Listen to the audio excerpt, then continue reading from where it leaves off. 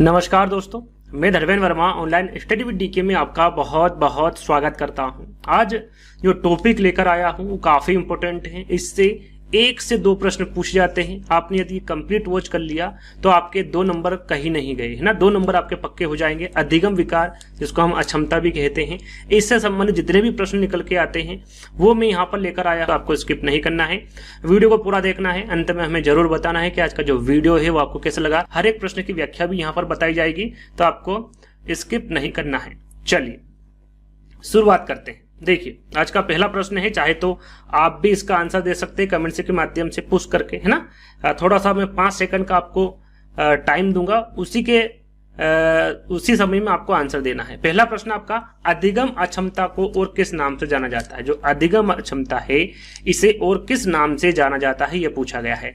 Learning disability, जिसे LDV कहा जाता है शॉर्टकट नेम है इसका, अधिगम विकार, अधिगम विचलन, या फिर इनमें से सभी। तो सही आंसर क्या होगा? 5 सेकंड है आपके पास में, तो इसका सही आंसर होगा इनमें से सभी। देखिए, जो अधिगम अक्षमता होती है उसे इंग्लिश में क्या कहते हैं? लर्निंग डिसेबिलिटी कहते हैं। इसे एलडीवी कहा जाता है। ध्यान दीजिएगा, इसे अधिगम विकार भी कहा जाता है और इसे अधिगम विचलन भी कहा जाता है। तीनों नाम अधिगम अक्षमता के हैं। तो राइट आंसर आपका क्या होगा? इनमें से सभी होगा। चलिए, दूसरा प्रश्न है आपका, अधिगम अक्षमता का सर्वप्रथम प्रयोग किसने किया? इंपोर्टेंट है, ये पूछा गया है आपके एग्जाम में। अधिगम अक्षमता का सर्वप्रथम प्रयोग किसके द्वारा किया गया? Skinner, Samuel Kirk, Sigmund Freud, या फिर विलियम वुंट। अधिगम अक्षमता का सर्वप्रथम प्रयोग किसके द्वारा किया गया, ये आपको बताना है। तो यहां पर आपका सही आंसर होगा सैमुअल किर्क। कौन है? Samuel Kirk. कब किया गया ये भी आपको पता होना चाहिए। तो ये किया गया था 6 अप्रैल 1963। कब किया गया था? 6 अप्रैल 1963 को किया गया था सैमुअल किर्क के द्वारा। ध्यान दीजिएगा, दूसरा वाला विकल्प आपका बिल्कुल सही होगा।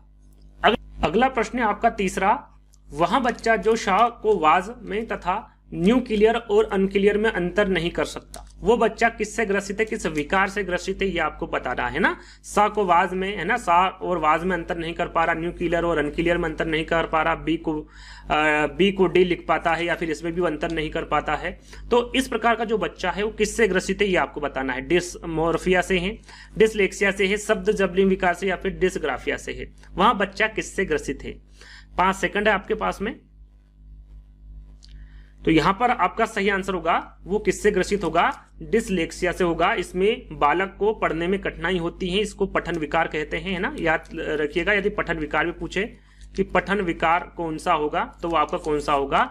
डिसलेक्सिया होगा। इसमें जो बच्चा होता है उसे पढ़ने में कठिनाई महसूस होती है और जो अक्षर है उसको भी वो समझ नहीं पाता, जैसे कि सा और वाज में अंतर नहीं कर पाता है, न्यूक्लियर और अनक्लियर में अंतर नहीं कर पाता, बी और डी में अंतर नहीं कर पाता है। तो इस प्रकार का जो बालक होता है वो डिसलेक्सिया से ग्रसित होता है। इसके और भी लक्षण हैं, तो वो मैं आपको मौखिक बता देता हूं, लिखूंगा तो टाइम आपका खराब होगा। देखिए, इस प्रकार के जो बच्चे होते हैं उसमें शब्दकोश की कमी होती है ना। शुद्ध उच्चारण नहीं कर पाता है बच्चा, शब्दों को पहचानने में उससे त्रुटि होती है। साथ में बच्चों की जो क्रम व्यवस्था होती है उसमें भी वो इधर उधर कर लेता है पढ़ने और लिखने में। वाक्यों के भावों को वो नहीं समझ पाता है, पढ़ते समय शब्दों को छोड़ छोड़कर वो पढ़ता है और पढ़ते समय वो एकाग्रता में कमी होती है। तो इस प्रकार के जो लक्षण होते हैं वो किसके होते हैं? डिसलेक्सिया के होते हैं। बाकी जो 3 विकल्प हैं, यदि इसको समझाऊंगा तो ज्यादा समय आपका खराब होगा। जैसे जैसे प्रश्न आते जाएंगे वैसे वैसे एक एक करके आपको समझाता जाऊंगा, है ना। तो आपका सही आंसर होगा क्या होगा यहाँ पर? डिसलेक्सिया होगा, जिसे पठन विकार भी कहा जाता है। यदि इसका दूसरा नाम पूछे कि डिसलेक्सिया को और क्या कहा जाता है, तो इसे पठन विकार भी कहा जाता है, जिसमें बच्चे को पढ़ने में प्रॉब्लम होती है ना। ये आपको समझ में आ गया होगा। तो यहां पर अगले प्रश्न की ओर बढ़ेंगे। अगला प्रश्न है आपका, अधिगम अशक्तता वाले जो बच्चे होते हैं उसकी जो मानसिक विकास मंद होता है, बच्चे निम्न बुद्धि लब्धि वाले होते हैं, बच्चों को एक समान दिखाई देने वाले अक्षरों और वर्णों में भ्रम होता है, या फिर बच्चे दृश्य शब्दों को आसानी से पहचानने और समझने लगते हैं। अधिगम अशक्तता वाले बच्चे क्या होते हैं ना, इसके बारे में आपको यहां पर बताना है। तो सही आंसर क्या होगा आपका? अधिगम अशक्तता वाले जो बच्चे होते हैं, बच्चों को एक समान दिखाई देने वाले अक्षरों और वर्णों में वो भ्रम होता है। जैसे कि उदाहरण के तौर पर हम जाने तो आपका डिसलेक्सिया हो गया, डिसकैल्कुलिया होगा, डिसग्राफिया होगा, और भी विकार है, ये सभी अधिगम अशक्तता के अंतर्गत आते हैं। तो यहाँ पर आपका जो सही आंसर होगा वो तीसरा वाला होगा।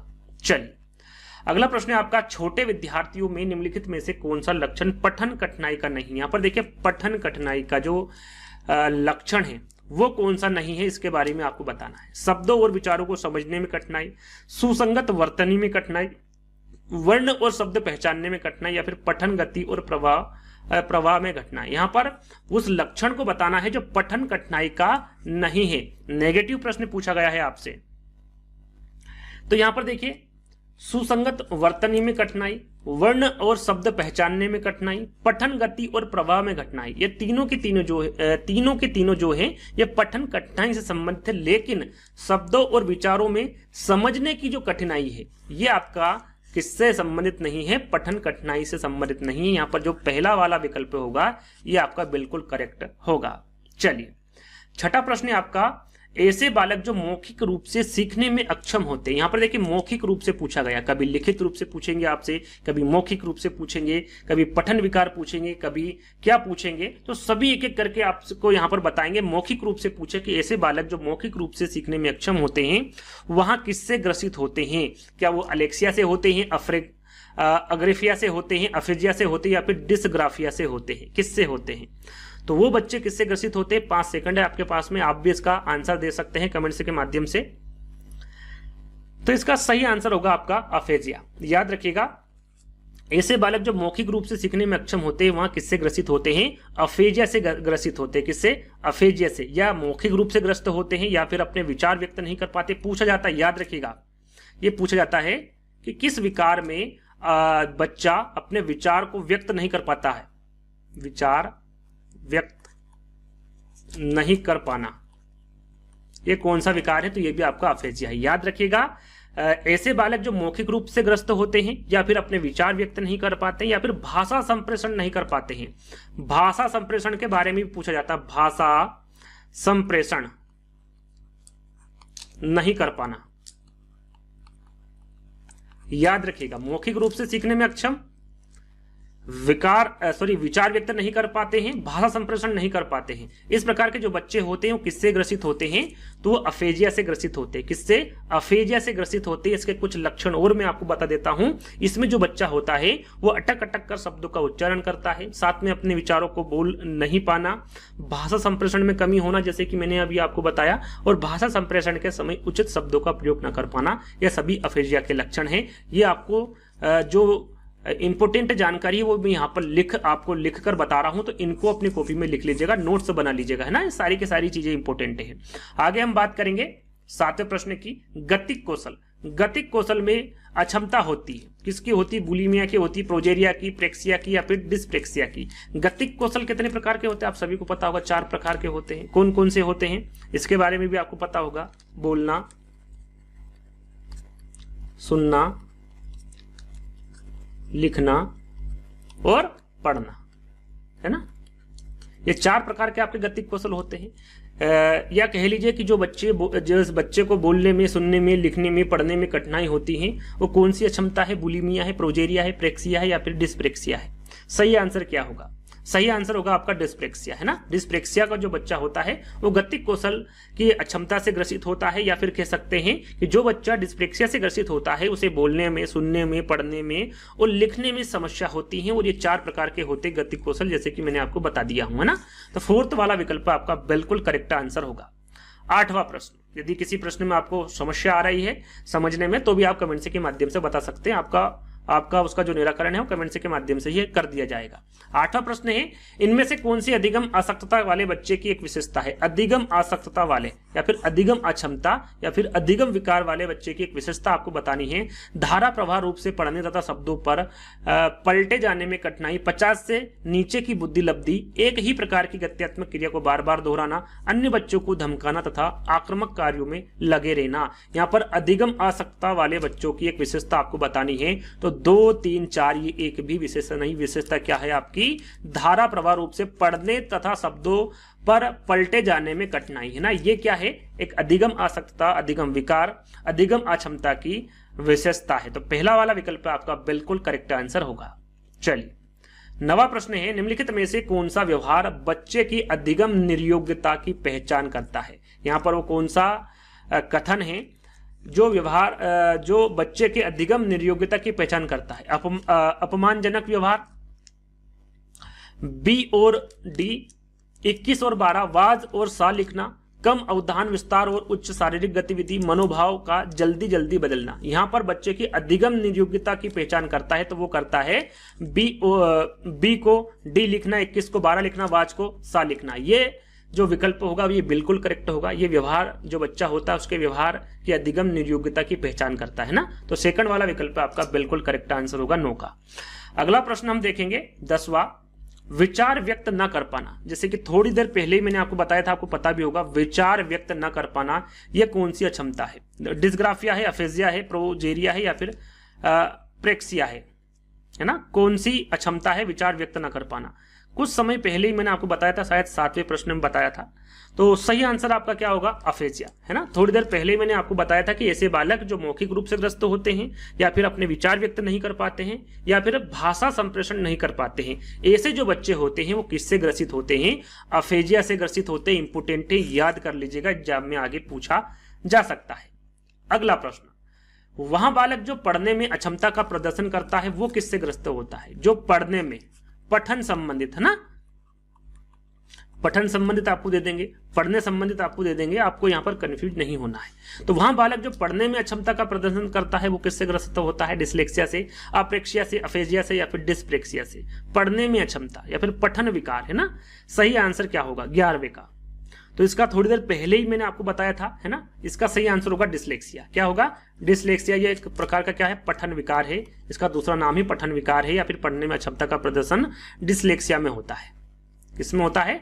डिस्लेक्सिया में होता है। जैसे कि शाकावास पढ़ना, है ना, न्यू क्लियर का अनक्लियर पढ़ना, ये सभी डिस्लेक्सिया में होता है। या फिर नया उदाहरण दूं आपको तो बट को पुट पढ़ना, जो हम बट लिखते हैं इसको क्या पढ़ता है बच्चा?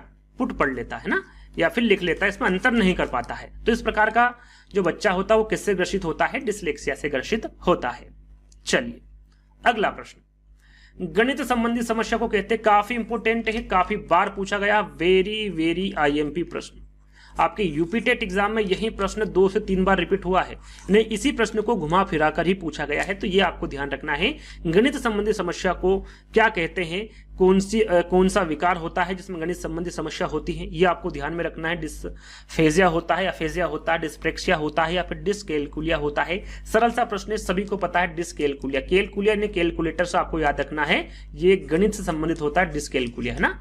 4th वाला विकल्प आपका बिल्कुल करेक्ट होगा। इसमें जो बालक है वो गणना करने में उसको समस्या होती है। जैसे कि मैं उदाहरण के तौर पर बताऊं आपको, तो जैसे कि हम देखें कि 9 × 4 कितने होते हैं? 36 होते हैं। लेकिन यदि हमने यहां लिख दिया 9 × 4 बराबर 63, यानी कि 36 को हमने उल्टा कर दिया, तो इसमें भी जो बच्चा है वो अंतर नहीं कर पाता है ना, कि 36 सही है कि 63 है, 36 ही 63 है, 63 ही 36 है, इसमें वो अंतर नहीं कर पाता है। तो इस प्रकार का जो बच्चा होता है वो किससे ग्रसित होता है? आपका डिसकैलकुलिया से ग्रसित होता है। गणना करने में उसको समस्या होती है ना। ये सभी जो विकार होते हैं डिसकैलकुलिया में होते हैं। तो 4th वाला विकल्प आपका बिल्कुल करेक्ट आंसर होगा। चलिए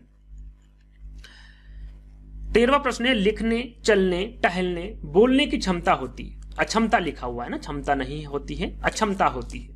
ये किसमें होती है? अप्रेक्सिया में होती है, डिस्फेजिया में होती है, डिस्ग्राफिया में होती है या फिर अफेजिया में होती है। लिखने, चलने, टहलने, बोलने की क्षमता किसमें होती है? सही आंसर आपको भी बताना है। तो ये होती है आपकी अप्रेक्सिया में, है ना। यहां पर देखिए टहलना लिखा हुआ है और चलना लिखा हुआ है, ध्यान दीजिएगा। तो ये किसमें होता है? अप्रेक्सिया में होता है। अप्रेक्सिया में जो ये अक्षमता होती है, जैसे कि लिखने, चलने, टहलने, बोलने की जो अक्षमता होती है अप्रेक्सिया, ये किसके कारण होती है इसके बारे में भी आपको पता होना चाहिए। तो यह जो अक्षमता है मस्तिष्क के सेरेब्रम की क्षति के कारण होता है। कैसे होता है? सेरेब्रम की क्षति के कारण होता है, मस्तिष्क के। और इसमें क्या होता है? लिखने में, चलने में, टहलने में, बोलने में दिक्कत होती, समस्या होती है। तो इस प्रकार की जो अक्षमता होती है वो कौन सी होती है? अप्रेक्सिया होती है। पहला वाला विकल्प आपका करेक्ट होगा, है ना। जो मैं आपको समझाता चल रहा हूं इसको लिख भी सकते हैं, नोट डाउन कर सकते हैं। अगला प्रश्न है, एक शिक्षिका जो रिक्त स्थान से ग्रस्त है, जो ठीक से लिख नहीं पाती है ना। ये किससे ग्रसित है ये आपको बताना है।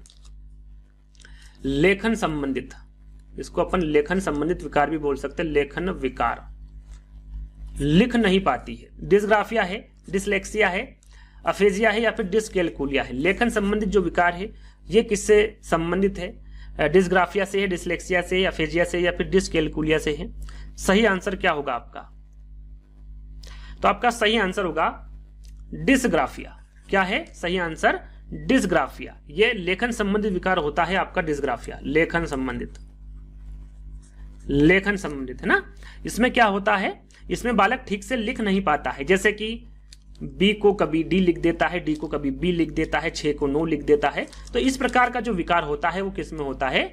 डिसग्राफिया में होता है, जो कि लेखन संबंधित होता है, यानी कि ठीक से बच्चा लिख नहीं पाता है, लिखने में समस्या होती है, उस विकार को डिसग्राफिया कहते हैं। याद रखिएगा, पहला वाला विकल्प आपका बिल्कुल करेक्ट होगा। चलिए अगला प्रश्न है, डिसग्राफिया संबंधित है, फिर से वही प्रश्न आ गया है लेकिन विकल्पों को यहां पर बदल दिया गया है ना, प्रश्न को बदल दिया गया। डिसग्राफिया के बारे में पूछा है, डिसग्राफिया किससे संबंधित है? गणित संबंधी क्षमता से है, लेखन संबंधी समस्या से है, पठन संबंधी क्षमता से या फिर गंभीर तनाव संबंधी समस्या से है। आपको बताना है डिसग्राफिया किससे संबंधित है। देखिए गणित संबंधी क्षमता ये किससे है, जैसे कि थोड़ी देर पहले हमने आपको बताया था डिसकैलकुलिया से। किससे है? डिसकैलकुलिया। यहां पर लिख देता हूं मैं, डिसकैलकुलिया है ना। डिसकैलकुलिया गणित संबंधी क्षमता, अक्षमता होती, क्षमता नहीं होती है, थोड़ा सा यहाँ पर त्रुटि हुई है, सभी जगह अक्षमता कर लीजिएगा है ना, यहाँ पर क्षमता लिखा हुआ है। तो गणित संबंधी अक्षमता आपकी डिसकैलकुलिया से हो गई। लेखन संबंधी समस्या क्या होती है? डिसग्राफिया, जैसे कि मैंने अभी आपको बताया, इसमें क्या होता है, बच्चा सही से लिख नहीं पाता है ना, ये लेखन संबंधी समस्या आपकी डिसग्राफिया हो गई। बिल्कुल करेक्ट आंसर आपका क्या होगा? सेकंड वाला होगा। पठन संबंधी अक्षमता, इसके बारे में थोड़ी देर पहले बताया था, डिसलेक्सिया होता है। क्या होता है? सॉरी, क्या होता है? ये डिसलेक्सिया होता है, डिस डा लिखा हुआ ना। डिसलेक्सिया आपका पठन संबंधी क्षमता होगा। गंभीर तनाव संबंधी समस्या, ये भी आगे पूछा जाएगा, ध्यान दीजिएगा। यदि गंभीर तनाव संबंधी समस्या पूछे तो वो कौन सी अक्षमता होगी आपकी? वो डिस्थीमिया होगी। कौन सी होगी? लिख देता हूं यहां पर, डिस्थीमिया है ना। ये इस अक्षमता में क्या होता है? गंभीर तनाव संबंधी समस्या होती है। तो इसके बारे में आपको पता होना चाहिए, चारों के बारे में। ठीक है, चारों के बारे में आपको बता चुका हूं। इसका सही आंसर क्या होगा? दूसरा वाला होगा। चलिए अगला प्रश्न है, अपने आप को दूसरों से सुंदर, काफी इंपोर्टेंट प्रश्न है, अपने आप को दूसरों से सुंदर, लंबा, ताकतवर समझने की समस्या कहलाती है। यानी कि जो विकार है जिसमें जो बच्चा होता है वो अपने आप को सबसे सुंदर समझता है, सबसे लंबा समझता है, ताकतवर समझता है ना। तो ये कौन सा विकार होता है? बुलिमिया होता है, प्रोजेरिया होता है, डिस्मोर्फिया होता है या फिर डिमेंशिया होता है? कौन सा विकार होता है ऐसा? तो ये जो विकार होता है ये डिस्मोर्फिया होता है। इसमें भ्रम वाली स्थिति हो जाती है। कैसी हो जाती है? भ्रम वाली स्थिति हो जाती है, भ्रम वाली स्थिति। इसमें जो व्यक्ति होता है या फिर जो बच्चा होता है वो अपने आप को सबसे सुंदर समझता है, लंबा समझता है, ताकतवर समझता है। इसको भ्रम वाली स्थिति भी कहते हैं। तो ये याद रखिएगा, भ्रम वाली स्थिति यदि पूछे तो वो भी आपका डिस्मोर्फिया होगा, याद रखिएगा है ना। अगला प्रश्न है आपका, गंभीर तनाव की अवस्था। अभी मैंने आपको बताया था, 4 विकल्पों को समझाया था अभी थोड़ी देर पहले ही है ना। तो आपको इसका आंसर पता होगा, गंभीर तनाव की अवस्था कौन सी होती है? डिस्फेजिया, अफेजिया, डिस्थीमिया या फिर प्रोजेरिया। गंभीर तनाव की अवस्था, जो बच्चा होता है गंभीर तनाव में चला जाता है, तो कौन सी अवस्था होती है? थोड़ी देर पहले ही मैंने इसका आंसर आपको दिया था, डिस्थीमिया। कौन सी होगी? डिस्थीमिया। तीसरा वाला विकल्प होगा, यह गंभीर तनाव की अवस्था होती, गंभीर तनाव की अवस्था। बहुत ही इंपोर्टेंट, ध्यान दीजिएगा, डिस्थीमिया आपका करेक्ट आंसर होगा। चलिए अगला प्रश्न है, प्रोजेरिया किससे संबंधित है? अब यहां पर प्रोजेरिया के बारे में आपको बताना है। ये पढ़ने की क्षमता है, अरे यार सब जगह मिस्टेक होगी, यहां देखिए अक्षमता लिखा हुआ है ना। पढ़ने की अक्षमता है, तर्क न कर पाने की अक्षमता है, भाषा संप्रेषण में कठिनाई संबंधी समस्या है, कम आयु में वृद्ध अवस्था के लक्षण है प्रोजेरिया। क्या है प्रोजेरिया? तो प्रोजेरिया क्या है? कम आयु में वृद्ध अवस्था के लक्षण होते हैं। इसमें क्या होता है? इसमें बालक कम उम्र में ही बूढ़ा दिखाई देता है या फिर वृद्ध दिखाई देता है, बूढ़ा या फिर वृद्ध है ना। ये जो अवस्था होती है ये कौन सी होती? प्रोजेरिया होती है। इसमें कम उम्र में ही जो बच्चा होता है वो बूढ़ा या फिर वृद्ध दिखाई देता है ना। याद रखिएगा, प्रोजेरिया किससे संबंधित है? कम आयु में वृद्ध अवस्था के लक्षण होते हैं, उसे प्रोजेरिया कहते हैं। अगला प्रश्न, भोजन ग्रहण प्रवृत्ति संबंधी समस्या होती है, यानी कि बच्चा भूल जाता है खाना खाते खाते कि मेरा पेट भर गया, वो अतिरिक्त ग्रहण कर लेता है भोजन। तो इस प्रकार का जो समस्या होती है, जो विकार होता है वो कौन सा है? भोजन ग्रहण प्रवृत्ति संबंधी समस्या किसमें होती है? डिस्प्लेक्सिया है, बुलिमिया है, अफेजिया या फिर प्रोजेरिया। भूल जाता है, भूलने से आपको याद रखना बुलिमिया है ना, भूल जाता है, यानी कह सकते हैं कि उसमें जो बालक है वो जरूरत से ज्यादा आहार ग्रहण करता है, अर्थात भूख नहीं होने पर भी वो खाता रहता है। ऐसे जो बालक होते हैं वो अपनी आदतों को नियंत्रण नहीं कर पाते हैं। इस प्रकार के बालक किससे ग्रसित होते हैं? बुलिमिया से, वो भूल जाते हैं। भूलने से आपको याद रखना है बुलिमिया है ना, भोजन ग्रहण प्रवृत्ति संबंधी समस्या बुलिमिया में होती है। चलिए अगला प्रश्न है, तर्क न कर पाना। तर्क न कर पाना, स्मरण शक्ति कमजोर होना किससे संबंधित है? जो बच्चा तर्क नहीं कर सकता है, उसकी स्मरण शक्ति कमजोर है, वो भूल जाता है, तो इस प्रकार का जो बच्चा होता है वो किससे ग्रसित होता है? प्रोजेरिया से होता है, डिस्फेजिया से होता है, डिम्नेशिया से होता है या फिर डिस्प्लेक्सिया से होता है? कभी कभी लगता है कि मैं भी इससे ग्रसित हूँ, स्मरण शक्ति कमजोर है मेरी, कभी कभी मैं भूल जाता हूँ। तो ये आपको पता होना चाहिए, तर्क न कर पाना, स्मरण शक्ति कमजोर होना, ये किससे ग्रसित है बच्चा है ना, या ये किससे संबंधित है? तो आपका सही आंसर क्या होगा 20 का? तो ये डिम्नेशिया है ना, याद रखिएगा, इंपोर्टेंट है। तर्क न कर पाना, स्मरण शक्ति कमजोर होना, इससे जो बच्चा होता है वो किससे ग्रसित होता है? डिम्नेशिया से ग्रसित होता है। इसमें जो बच्चा होता है वो तर्क नहीं कर पाता है, स्मरण शक्ति उसकी कमजोर होती है, वो भूल जाता है ना, भूलने की आदत जिसको कहते हैं, वो आपकी डिम्नेशिया में होती है। तीसरा वाला विकल्प आपका बिल्कुल करेक्ट होगा। अगला प्रश्न है आपका, डिस्लेक्सिया के लिए सर्वप्रथम परीक्षण का विकास कहां हुआ था? यहां पर डिस्लेक्सिया के लिए पूछा गया है सर्वप्रथम परीक्षण। अब उस परीक्षण का नाम क्या था, किसके द्वारा दिया गया और कब दिया गया? इन तीनों चारों के बारे में भी आपको जानकारी होना चाहिए। सबसे पहले हम जगह के बारे में जान लेते हैं। क्या वो जर्मनी में हुआ था, अमेरिका में, ब्रिटेन में या फिर भारत में? कहां पर हुआ था? तो ये हुआ था आपका अमेरिका में। कहां हुआ था? अमेरिका में। कब हुआ था? 1973 में। कब हुआ था? 1973 में। किसके द्वारा किया गया था? तो ये किया गया था का फिजिशियन, ये फिजिशियन थे करने वाले, फिजिशियन है ना, कौन थे? Physician Elena border. Physician Elena border 1973 में अमेरिका में इन्होंने डिस्लेक्सिया के लिए सर्वप्रथम परीक्षण का विकास किया था। अब उस परीक्षण का नाम क्या था? यदि उस परीक्षण का नाम याद रखना चाहे तो रख सकते हैं। परीक्षण का नाम था बोर्ड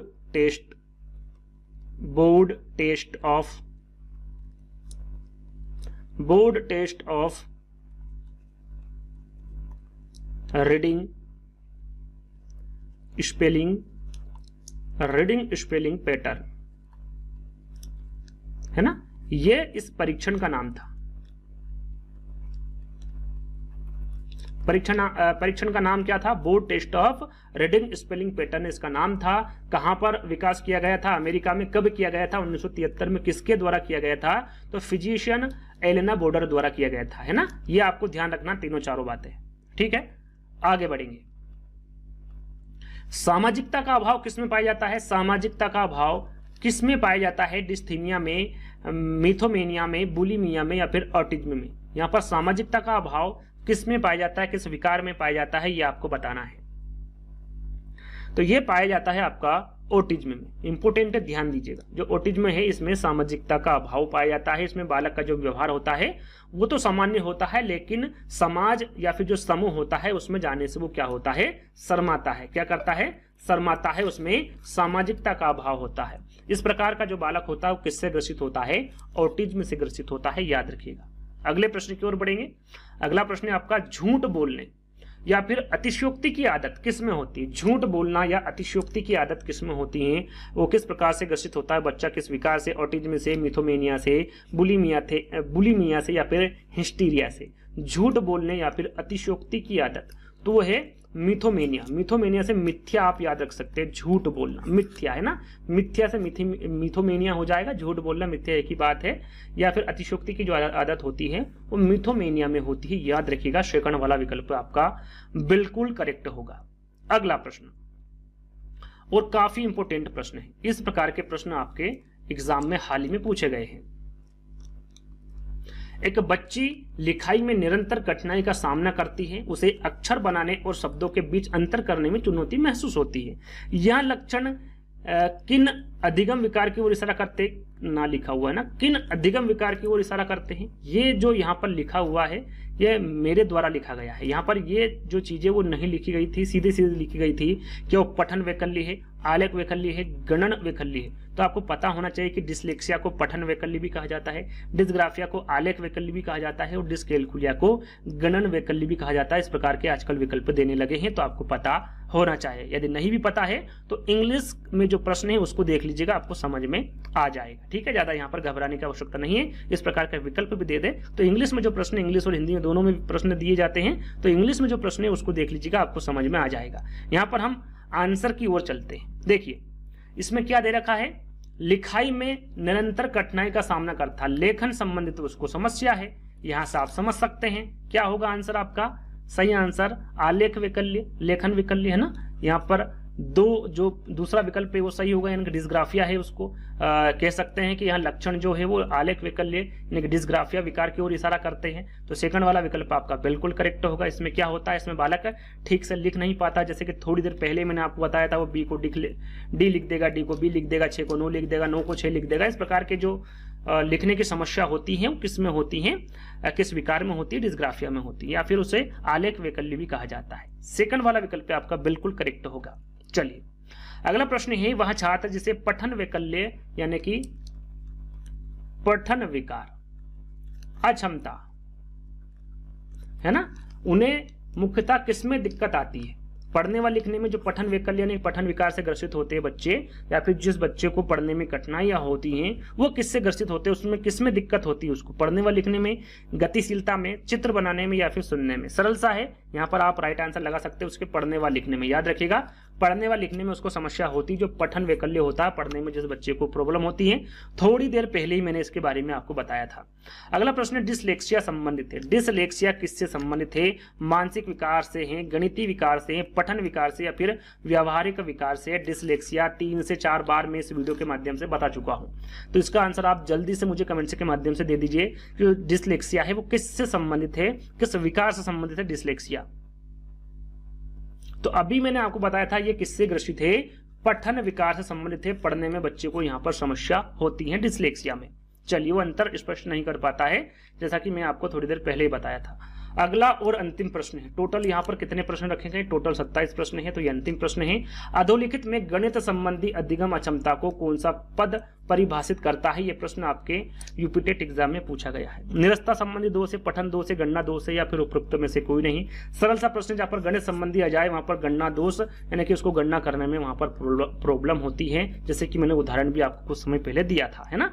तो सही आंसर आपका क्या होगा, यहाँ पर तीसरा वाला होगा। आई होप आपको ये वीडियो पसंद आया होगा, है ना। इसी प्रकार के और भी यदि आपको वीडियो चाहिए तो आप कमेंट्स के माध्यम से बता सकते हैं। इस वीडियो को आपको ज़्यादा ज़्यादा शेयर करना है, क्योंकि काफ़ी समय लगता है इस प्रकार के वीडियो बनाने में, पीडीएफ बनाने में, है ना। तो आपको इसको ज़्यादा ज़्यादा शेयर करना है, सभी बच्चों को लाइक करना है, सभी बच्चों को अपने अपने ग्रुप में शेयर करना है। तो जल्दी दोस्तों एक नई वीडियो के साथ मिलेंगे, जब तक के लिए धन्यवाद।